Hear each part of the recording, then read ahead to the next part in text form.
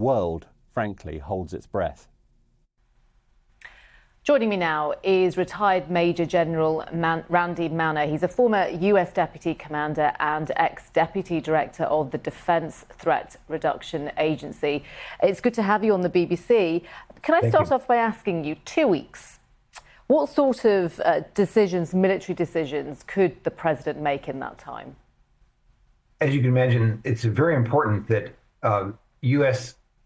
Resources that are in the area, in Qatar, Bahrain, and Kuwait, are adequately protected against the threat of either swarms of drones or missile attacks, while, of course, the President gets all of the logistics in place to give him options to be able to strike Iran if he decides to do so. So this is something where it is taking a little bit of time to plus up the defenses and the offensive capability. That is probably the primary objective. The second, of course, can be with the hope, which I share, is to be able to get Iran to the negotiating table, whether it's with the Europeans or with the U.S. In terms of the US's overall capability, talk to me about, where we are in that respect. I think it's important for your listeners to understand that the MOP weapon, the Massive Ordnance Penetrator, is not a one and done capability. It's not like you fire one single, you drop one missile from a B-2 bomber and then it's all over.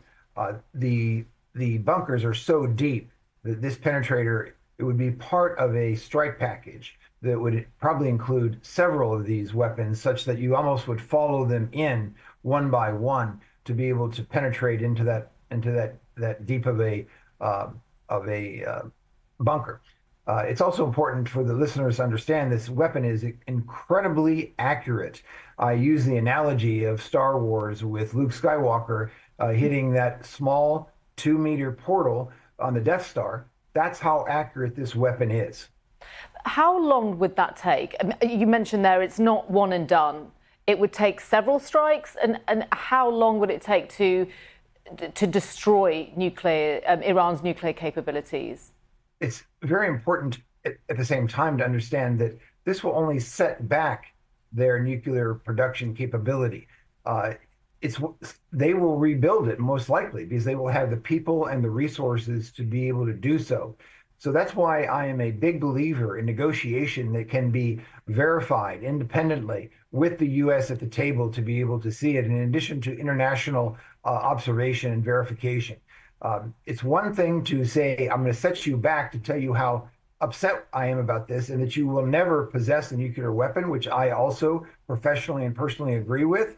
At the same time, negotiation should hopefully get a long-term solution, whereas a military solution is only going to set them back 6 months to a year or two at most. And just my last question to you, Randy, it's obviously worth reminding our audience that there was a nuclear deal that the US and Iran struck in 2015. This was under President Barack Obama, which Donald Trump pulled the US out of in 2018, saying it was a bad deal. Why was that a bad deal, and what could a better deal look like? So unfortunately, I think that that particular treaty was verifiable. It did allow us to look at it. There was so much animosity between the president and his predecessor that he promptly got rid of a lot of the things that had the signature, should we say, or the handprints of the previous president. I don't know what about it was not a respectably equal deal.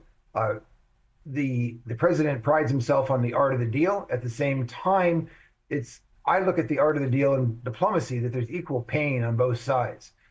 So unfortunately, I can't really answer the question other than to say that he did not like it and it's gone. So he's trying to get something that has his handprints on it. It's good to talk to you. Thank you for your insight, Randy. Thank you. That's retired Major General Randy Manner there speaking to